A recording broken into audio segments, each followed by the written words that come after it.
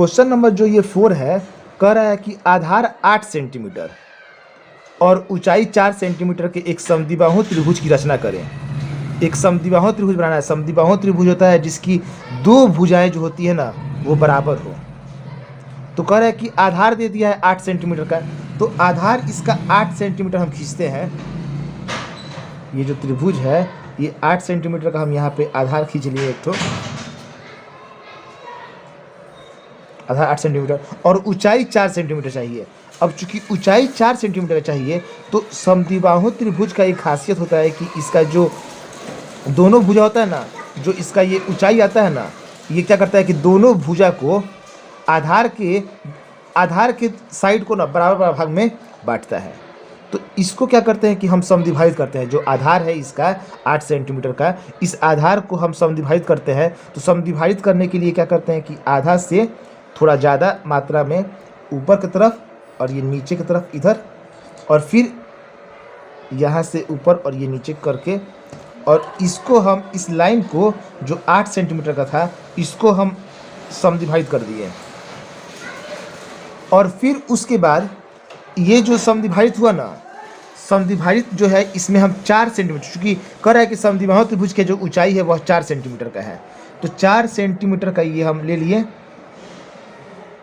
और मात्रा जो 4 ये काट दिए इस लाइन पे, और इसको हम क्या करेंगे कि मिला देंगे। ये मिला दिए, ये समद्विबाहु त्रिभुज भी बन गया जिसका आधार 8 सेंटीमीटर है और ऊंचाई जो है इसका कितना हो गया, 4 सेंटीमीटर का ऊंचाई ही बन गया। अब इस त्रिभुज के संगत जो है कि 1 होल 1/2 एक त्रिभुज और बनाना है जो 2 एकम 2 1 3/2। ये पूर्णांक में भी दे सकता है और ये फ्रैक्शन में भी डायरेक्ट दे सकता है। इसका हम नाम दे रहे हैं यहाँ पे A, B, C, और उसके बाद और ये जो लाइन खींचा गया है ना इसका हम नाम यहाँ पे दे देते हैं L,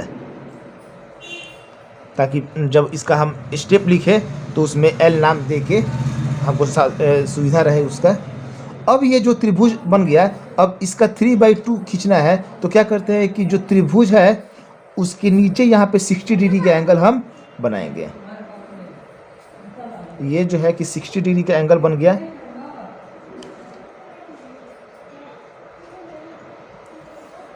$60 डिग्री का एंगल जो बना, तो इसमें हम देखते हैं ना कि 3/2 यानी कि बड़ा, सबसे बड़ा जो रेशियो है 3 है, तो 3 हिस्सा में इसको हम बांट देंगे।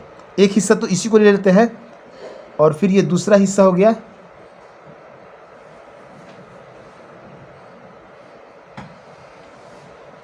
फिर ये दूसरा हिस्सा हो गया, और फिर एक और हम हिस्सा जो खींचे ये तीसरा हिस्सा हो गया, जिसका हम नाम दे देते हैं यहाँ पे B1, ये B2 और यहाँ पे आया है B3। नीचे जो लाइन रहता है 3/2 के रूप में लिखना है, तो जो नीचे जो वैल्यू दिया है ना उसको हम मिलाएंगे कॉर्नर वाले से। तो दूसरा वाला को हम मिला दिए, ये कॉर्नर वाले से मिला दिए। नीचे 2 था तो 2 वाला को हम मिला दिए कॉर्नर वाले से। और फिर क्या करते हैं कि जितना एंगल यहाँ ड्रॉ होता है, जितना एंगल यहाँ बनता है ना, उतना ही एंगल 3 पे, एक रेशियो 3 है तो 3 से हम खींचेंगे और इसके एंगल को भी मेज़र कर लेते हैं कॉर्नर वाले को मिला के। ये इतना चौड़ा है तो उतना ही चौड़ा ना जहाँ से हम काटे थे ना वो जो हिस्सा है उसको हम मिला देंगे। और ये जो एंगल है थोड़ा सा आगे की तरफ बढ़ेगा इस साइड से, इसको हम बढ़ा दिए। सेम वही प्रोसेस यहाँ पे भी करना है, इस लाइन को थोड़ा बढ़ा देते हैं और यहाँ पे भी एंगल उतना ही मापते हैं और ये जो लाइन बढ़ा था इस पे खींच लिए और इसके चौड़ाई को मेज़र कर लेंगे और उतना ही चौड़ा यहाँ से हम काट कर लेंगे। स्टॉप करते हैं और फिर इस लाइन को मिला दिए। ये जो लाइन मिला है ना जहाँ पे, उसका हम नाम दे देंगे A' और ये जो लाइन बढ़ा हुआ था यहाँ पे C' नाम दे दिए। जो ये ट्रायंगल बन रहा है A',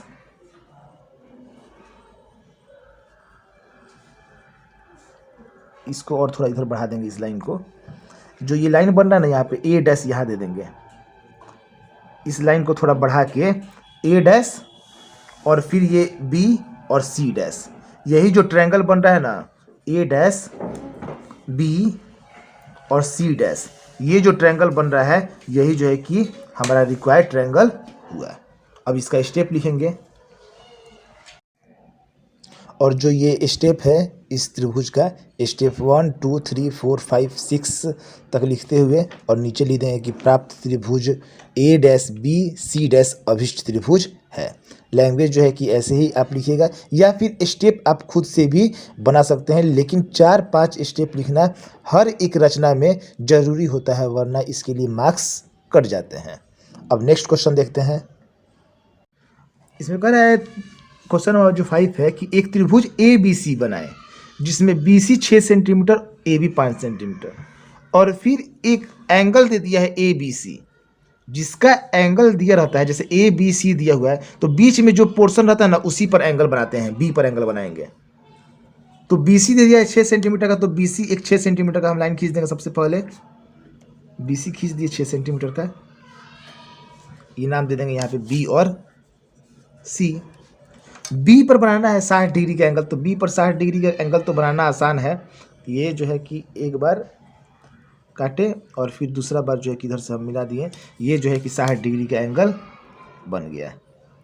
अब जो ये 60 डिग्री एंगल बन रहा है, चूंकि ये ए होगा, यहाँ पर बी है सी है तो ऊपर ए होगा और दे दिया ए बी का लंबाई दे दिया 5 सेंटीमीटर का। ये नाम इसका दे दे रहे हैं यहाँ पे एक्स, और 5 सेंटीमीटर जो है ना ये हम मेज़र करके और 5 सेंटीमीटर ही सिर्फ यहाँ से कट करेंगे और ए नाम दे के इसको हम मिला देंगे ए को सी से। ये त्रिभुज बन गया ए बी सी। अब कह रहा है कि उसके बाद ना कि इसका संगत भुजा के 4/3 गुनी 4/3 गुनी बनाना है। तो ये जो हम बी पर 60 डिग्री का एंगल बनाएंगे नीचे की तरफ, इस 60 डिग्री पे हम टोटल जो रेशियो है ना 4 और 3 में सबसे बड़ा जो है 4 है, इसको 4 हिस्सा में हम बांट देते हैं, थोड़ा बड़ा ही कर देते हैं, उससे कोई बात नहीं है। एक हिस्सा, ये दूसरा हिस्सा हो गया, ये तीसरा हिस्सा हो गया और ये चौथा हिस्सा। आप इसको कंप्रोमाइज़ कर सकते हैं जैसे भी रेशियो लेना हो, लेकिन एक बार जो रेशियो ले लेंगे सब रेशियो उतना ही बराबर रहना चाहिए। ये B1 B2 B3 और ये B4 और यहाँ पे जो कि हम x दे दिए हैं तो यहाँ नाम इसका y दे दे रहा है। अब उसके बाद ना नीचे जो है पोर्शन 3, तो 3 को हम मिलाएंगे इसके कॉर्नर वाले से C से मिलाएंगे। ये मिल गया, B3 को C से मिला दिए और 4 वाला को अब मिलाएंगे तो बढ़ाना पड़ेगा।